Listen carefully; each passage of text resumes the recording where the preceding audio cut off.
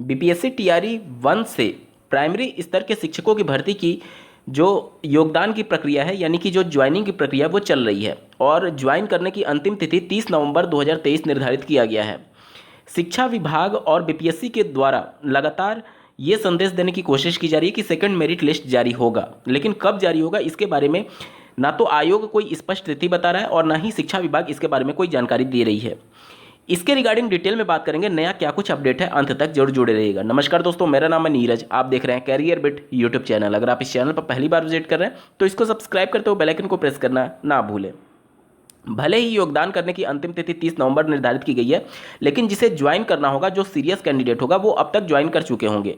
और लगातार शिक्षा विभाग से विभिन्न जिलों से जो फाइनल आंकड़े प्राप्त हो रहे हैं वो बीपीएससी को भेजा जा रहा है और बीपीएससी कार्यालय अब 2 दिन और इंतजार करेगा रिक्त सूची का, और उसके बाद से फाइनल रिक्ति का आंकड़ा मिलते ही आयोग के अनुसार सप्लीमेंट्री रिजल्ट जारी कर दिया जाएगा। आपके मन में ये सवाल उत्पन्न हो रहा होगा कि कितने पद पर सेकंड मेरिट लिस्ट आ सकती है। तो देखिए, ये सीधे तौर पर आप समझ सकते हैं कि शिक्षा विभाग जो कि बिहार सरकार के अंतर्गत कार्य करती है, उनके द्वारा पहले ये घोषणा की जा चुकी है कि हम अगस्त 2024 में, मतलब कि हर साल अगस्त में बीपीएससी के द्वारा शिक्षक भर्ती के लिए नोटिफिकेशन निकाला जाएगा। तो शिक्षा विभाग की जहां तक पूरी कोशिश रहेगी कि कम से कम पदों पर ये सेकंड मेरिट लिस्ट या फिर सप्लीमेंट्री रिजल्ट जारी किया जाए, ताकि आने वाले 2024 अगस्त में भी पद विज्ञप्ति करने के लिए उनके पास पद बचे रहें।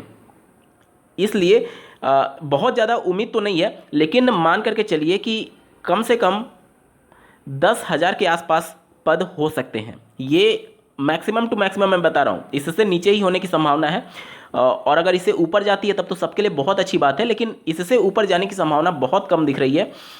क्योंकि ऐसे कैंडिडेट जो कि देखिए, जो मेन मुद्दा था जो नियोजित शिक्षकों वाला, वो मुद्दा नहीं है। उसको लेकर के राज्य सरकार पूरी तरीके से अपना स्टैंड क्लियर कर चुकी है कि हम नियोजित शिक्षकों को एक तरीके से उनके पद पर नियोजित नहीं करेंगे। क्योंकि लगातार आप लोगों ने देखा होगा मीडिया में, जब बिहार राज्य सरकार के जो प्रवक्ता होते हैं उनका स्टैंड बिल्कुल क्लियर है कि उनको भी अधिकार है, जब नोटिफिकेशन जारी हुआ तो उनको भी उस भर्ती प्रक्रिया में शामिल कराया गया, तो उनको उनके पद पर ना करके, क्योंकि यहाँ पर आप देख लीजिए नियोजित शिक्षकों के लिए जो नियमावली और जो चीज़ें चल रही हैं कि इनको दर्जा देना, और जो नहीं इसके थ्रू जाएंगे उनको एक तरीके से आप देखेंगे कि एक दक्षता परीक्षा से होकर के गुजरना पड़ेगा।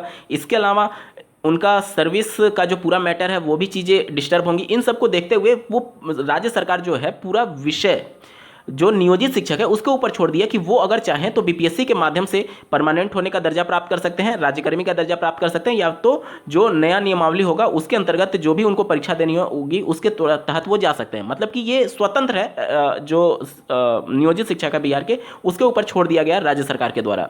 तो राज्य सरकार का स्टैंड बिल्कुल क्लियर है कि वह उनको उनके सीट पर नियोजित नहीं करेंगे। तो जो मेन पद हैं वो ऐसे कैंडिडेट से केवल खाली हो रहे हैं जो कि आप लोगों ने देखा होगा जिनके डॉक्यूमेंट्स में कुछ कमी थी, पहले उनको नियुक्ति दे दिया गया, मतलब कि प्रोविजनल नियुक्ति दे दिया गया, बाद में उनको आउट कर दिया गया। ऐसे अभ्यर्थियों की वजह से या फिर ऐसे कैंडिडेट जो कि ज्वाइन करने नहीं गए उनकी वजह से पद खाली हुए। तो सभी जिलों को, 38 जिलों को मिलाकर के जो भी पद रिक्त होंगे उसी पर सेकंड मेरिट लिस्ट या फिर सप्लीमेंट्री रिजल्ट की घोषणा की जाएगी, जिसमें अगर मोटा मोटी हम लोग देखें तो 10,000 से नीचे ही पद आने की संभावना दिख रही है। आप लोग को क्या लगता है, कितने पद हो सकते हैं, कमेंट के माध्यम से जरूर बताइएगा। और ऐसे ही महत्वपूर्ण अपडेट के लिए इस चैनल को सब्सक्राइब करना ना भूलें। इस वीडियो को देखने के लिए आपका बहुत बहुत धन्यवाद। भगवान करे आपका दिन शुभ हो।